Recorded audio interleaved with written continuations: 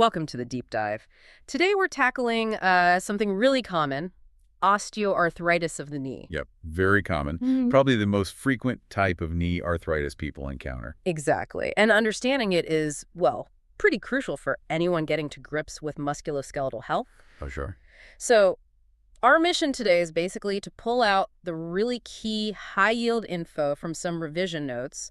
Think of it as a quick, effective overview definition, causes, management, the lot. Sounds good. A solid revision blast. So where should we start? Definition. Yeah, let's nail that down first. What is knee osteoarthritis in simple terms? Okay, so think of the cartilage in your knee as a smooth cushion. Osteoarthritis is basically when that cushion starts to wear down, it degenerates. Right, wear and tear. Exactly. And that breakdown leads to things like pain, stiffness, and, just generally makes it harder to use your knee properly. Functional limits. Okay, so what causes this wear and tear to happen? What are the main culprits? Well, there isn't usually one single cause. It's often a mix. Aging itself is a big factor, just years of use. Makes sense. Then there's previous joint injury or trauma. If you've damaged your knee before, your risk goes up. Obesity is another major one that extra weight really stresses the joints. And also repetitive stress. Think certain jobs or even sports that put constant strain on the knees. Are there specific things that makes someone, more likely to get it, like risk factors we can list? Definitely. So advancing age, as we said. Obesity is a big hitter. Previous knee injury or surgery is key. Okay. That repetitive joint stress from occupations or sports. Genetics can play a part too, can run in families. Right. And sometimes other medical conditions like rheumatoid arthritis, for example, can increase the risk as well. Gotcha. There was a memory tip for that, wasn't there? AOPRGM. Yeah, that's a good one. Age, obesity, previous injury, repetitive stress, genetics, medical conditions. AOPRGM helps keep them straight. Handy. Okay, so that's the why. What's actually going on inside the knee joint? The pathophysiology. So it's this progressive process. The cartilage thins out, it breaks down, sometimes right down to the bone underneath. Ouch. Yeah. And the body reacts. You get inflammation. You can get these bony growths forming around the edge of the joint. They're called osteophytes. Bone spurs. Exactly, bone spurs. And even the bone itself under the cartilage can change, remodel. The joint lining, the synovium can get inflamed too. Ligaments might be affected. It's a whole joint issue, really. Okay, so if someone comes in with knee pain, how do you tell if it's osteoarthritis versus, say, something else? What are the differentials? Good question.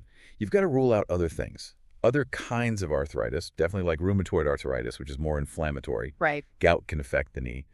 Then there are more acute things, like traumatic injuries, maybe a meniscus tear or a ligament tear. You look at the history, the pattern of the pain, the examination. To piece it together. Exactly, to differentiate. And how common is this in the UK? Are we talking a lot of people? Oh, yeah.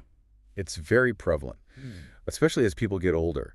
The stats suggest around a third, maybe 33%, of people over 45 in the UK have symptomatic knee OA. Wow, a third. Yep. And it gets more common with age, and it does tend to affect women a bit more than men. So what would someone typically notice? What are the classic symptoms, especially in someone, say, over 50? The main things are joint pain, obviously. Yeah. Stiffness is a big one, particularly after you've been sitting for a while or first thing in the morning. Morning stiffness, okay. Reduced range of motion, finding it hard to bend or straighten the knee fully, sometimes swelling, and often a noise like a grinding or popping sound when they move the knee. That's crepitus. Right, that grating feeling. And what tends to make it worse? Activities that load the joint. So walking, climbing stairs, even just standing for a long time can really flare it up. The pain can be quite severe sometimes, but it might come and go. It's often intermittent. Okay, so if you suspect knee OA based on these symptoms, what investigations would you do? Well, usually the first step is a plain x-ray of the knee. What does that show? It's good for looking at the bones. You look for narrowing of the joint space. That gap between the bones getting smaller tells you cartilage is being lost. You can also spot those osteophytes, the bone spurs. Quick memory tip, x-ray for the bone changes. Got it. What about MRI? MRI gives much more detail. It shows every kind of cartilage, ligaments, meniscus, bone marrow. It's really useful if the diagnosis isn't clear from the x-ray, or if you suspect something else is going on, like a meniscal tear. So MRI for more detail. Makes sense. Okay, so someone gets the diagnosis. What happens next? How is it managed? Right, management. The main goals are pretty straightforward. Relieve the pain, improve how the knee works the function, and generally boost the person's quality of life. And how do you achieve that? It's usually a combination approach. Hmm. Non-drug methods are really important. Things like specific exercises to strengthen the muscles around the knee. Weight management is crucial if someone's overweight. Physical therapy, too. Absolutely. Physical therapy is key for improving flexibility, strength, and movement patterns. What about medications or other aids? Yeah, pharmacological options include analgesics, pain relief like paracetamol or NSAIDs, anti-inflammatories if needed, sometimes creams or gels. Okay. And assistive devices can make a big difference. Knee braces for support, or using a walking stick or cane to offload the joint. And surgery. Surgery is usually reserved for severe cases when other treatments haven't worked well enough. The main option there is joint replacement, either partial or total. Okay. What about the long-term picture, the prognosis, and are there complications? The outlook, the prognosis, it really varies. It depends on how severe it is to start with, how old the person is, other health issues, and critically, how well it's managed. Right. With good management exercise, weight control, appropriate pain relief, many people can manage their symptoms well and slow down the progression. But complications can happen. Like what? Well, the joint can become deformed over time. Mobility can become increasingly limited, which obviously impacts quality of life quite significantly. And of course, if surgery is needed, any surgery carries its own risks. So a real mix of things to consider there.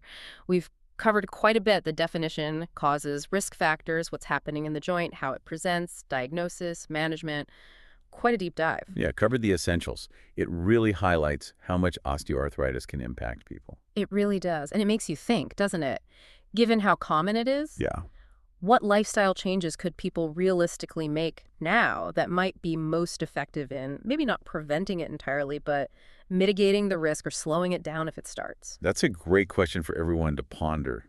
Proactive steps. Definitely food for thought. For anyone listening who wants to dig deeper or needs solid revision resources, do check out passthemsoi.com. And freeSOA.com as well for more support. Great resources. Well, that's all we have time for on this deep dive. Thanks for joining us.